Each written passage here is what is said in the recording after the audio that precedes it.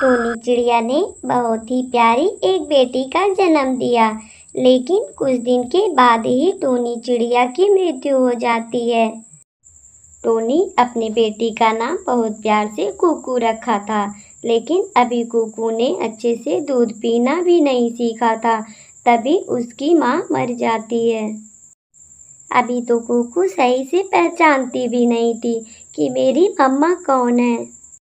बच्चे की सारी जिम्मेदारी अब टोनू चिड़ा पर आ गया था। सोनू चिड़ा के समझ में बिल्कुल नहीं आ रहा था कि वो अपने बच्चे को संभाले या उसके लिए कुछ खाने का व्यवस्था करे। अगर सोनू चिड़ा बच्चे को छोड़कर जंगल में जाता है तो बच्चे को तकलीफ भी हो सकती है। फिर 2 दिनों तक सोनू चिड़ा बच्चे के साथ ही रहता है। ये देखकर हरियाली तोती ढूंढते हुए आती है। अरे भाई, ना तो मुझे 2 दिन से टोनी दिखाई दी और ना ही आप दिखाई दिए। मुझे लगा कि कहीं आप दोनों का तबीयत तो नहीं खराब है। नहीं हरियाली बहन, मेरी पत्नी का देहांत हो गया और मैं अपनी बच्ची को छोड़कर कैसे जंगल में चला जाऊं। अभी तो इसे कुछ भी नहीं पता है। देखिए बड़े भैया, आप मेरी एक बात मानिए। आप कुकू के लिए एक नई मम्मी लाइए, जिससे वो घर का काम भी करेगी और कुकू को माँ का प्यार भी देगी। लेकिन हरियाली बहन, अगर वो अच्छी नहीं हुई तो फिर मेरी कुकू के लिए बहुत दिक्कत हो जाएगा। अरे नहीं चिड़ा भाई, आपके पास इतनी सारी जमीन जायदाद है, आपको तो कोई अच्छी पढ़ी लिखी लड़की मिल जाएगी। तो ठीक है हरियाली बहन, आप ही मेरे लिए एक अच्छी लड़की ढूंढ कर ला दें जो मेरे कुकू बेटा का अच्छे से ख्याल रखे। फिर हरियाली तोती टुनटुनी चिड़िया से सोनू चिड़ा की शादी करा देती है। दोनों कुछ दिन तक खुशीपूर्वक रहने लगते हैं।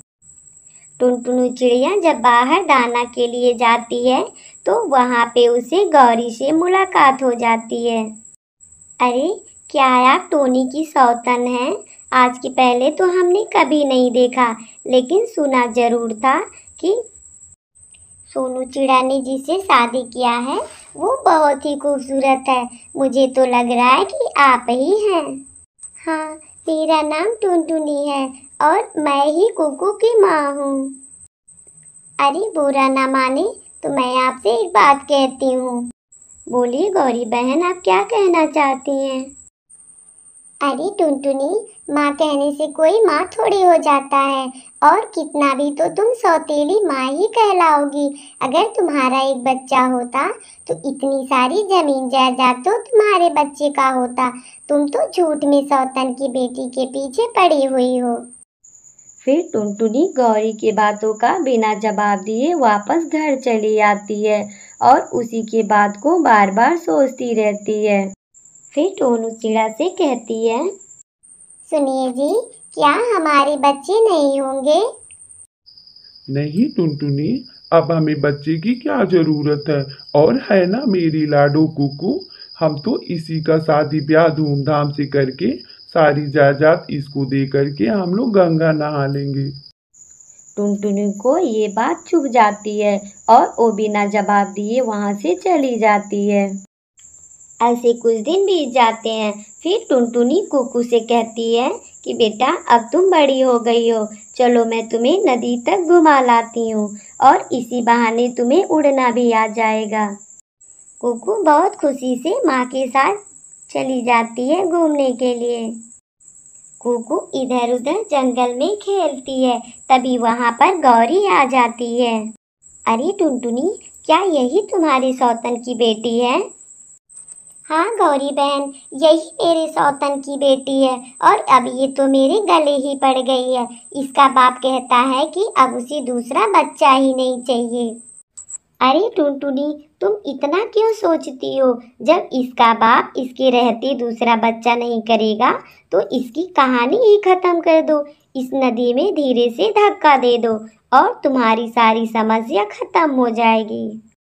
फिर टुनटुनी कुकू को बहला फुसलाकर नदी के किनारे लाती है और उसे धीरे से नदी में धक्का दे देती है। कुकू चिल्लाने लगती है, मम्मा मुझे बचाओ, मम्मा मुझे बचाओ।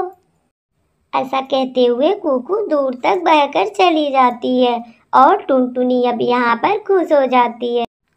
टुनटुनी घर वापस आकर रोने का नाटक करने लगती है। आस पड़ोस के सभी लोग जुट जाते हैं और तभी कुछ देर के बाद सोनू चिड़ा भी आ जाता है। अरे टुनटुनी, इतनी जोर जोर से क्यों रोए जा रही हो? क्या तुम्हारी माँ मर गई हैं? अरे नहीं जी, हमने कुकू को सुबह से ढूंढा, वो हमें कहीं नहीं मिल रही है। लगता है वो घर से बाहर निकली, किसी चील पक्षी ने उसे खा गया। ऐसा मत बोलो टुनटुनी, वो मेरी बेटी अगर नहीं मिलेगी तो मैं भी नहीं जी पाऊंगा। ऐसा कहकर टूनू चिड़ा इधर उधर अपनी बच्ची को ढूंढने लगता है।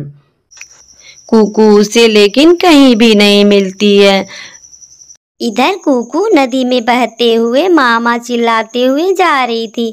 तभी वहाँ पे एक परी उड़ती हुई आ जाती हैं और कुकू को नदी में बहते हुए देखकर उसे बचा लेती हैं। फिर उसे अपने घर वापस ले जाती हैं और उसके लिए अच्छे अच्छे कपड़े और भोजन देती हैं। फिर कुकू वहाँ पे परी के साथ रहने लगती है। कुछ दिन बीत जाते हैं। उसके बाद टुनटुनी को एक लड़का पैदा होता है। टुनटुनी उसका इतना लाड़ प्यार करती है कि उसका बेटा बिल्कुल ही बिगड़ जाता है। अब टुनटुनी और उसके पति दोनों बूढ़े हो चुके होते हैं, लेकिन उसका बेटा बिल्कुल घर का कोई भी काम नहीं करता। अरे बेटा, हम लोग बूढ़े हो चुके हैं और तुम हमारे लिए दाना ढूंढकर क्यों नहीं लाते हो? देखो माँ, मैं तुम्हें दाना ढूंढने वाला दिखता हूँ क्या? मेरे बाप की इतनी सारी जमीन जायदाद है, मैं इसमें से थोड़ा थोड़ा बेचकर खाऊंगा, तब भी बुढ़ापे तक मेरा ऐशो आराम से कटेगा और मैं कहीं नहीं जाने वाला हूँ दाना लेने के लिए। अपने बेटे की ऐसी बात सुनकर टुनटुनी घबरा जाती है और शाम को जब उसका पति वापस आता है तो उससे बीती हुई सारी बातें बताती है। फिर टोनू चिड़ा गुस्से में आकर अपने बेटे को मारने जाता है। देखिए पिताजी, आप मुझे मारने की कोशिश मत करिए। मैंने आपकी पूरी वसीयत अपने नाम करवा ली है और अगर आपने मेरे ऊपर हाथ उठाया तो मैं आपको घर से निकाल दूंगा। फिर टोनू चिड़ा गुस्से में आकर एक डंडा अपने बेटे को मार देता है। टुनटुनी का दुष्ट बेटा गुस्से में आकर अपने माता पिता दोनों की पिटाई करने लगता है और धक्के मारकर घर से दोनों को बाहर निकाल देता है। शर्मिंदगी की वजह से टुनटुनी और उसका पति दूसरे जंगल में चले जाते हैं और वहाँ पे एक पेड़ के नीचे बैठकर दोनों रोने लगते हैं। तभी रोने की आवाज़ सुनकर कुकू वहाँ पर वापस आती है। कुकू अब सयान हो चुकी थी और बहुत ही खूबसूरत भी हो गई थी, लेकिन वो अपने पापा को देखकर तुरंत पहचान जाती है। पापा, आप इस जंगल में कैसे आ गए और आपकी ऐसी हालत किसने की है? तभी टुनटुनी लाडो के पैर में गिरकर रोने लगती है और उसे माफी मांगने लगती है कि बेटा मुझे माफ कर दो, मुझे माफ कर दो कुकू बेटा। कोई बात नहीं माँ, आपने मुझे मारना चाहा, लेकिन भगवान ने मुझे उससे भी ज्यादा खुशियाँ दे दी। और आप मुझसे बड़ी हैं, आप मेरे पैर पकड़कर माफ़ी ना मांगे। मेरे साथ आप लोग चलिए, मैं आप लोग का सेवा करूँगी। ऐसा कहकर कुकू अपनी माता पिता को अपने साथ लेकर चली जाती है और खुशीपूर्वक तीनों एक साथ रहने लगते हैं। तो प्यारे दोस्तों, आज की हमारी कहानी आपको कैसी लगी प्लीज़ हमें कमेंट करके ज़रूर बताएं और अगर अच्छी लगी तो एक प्यारा सा लाइक और कमेंट ज़रूर करें। आपका धन्यवाद।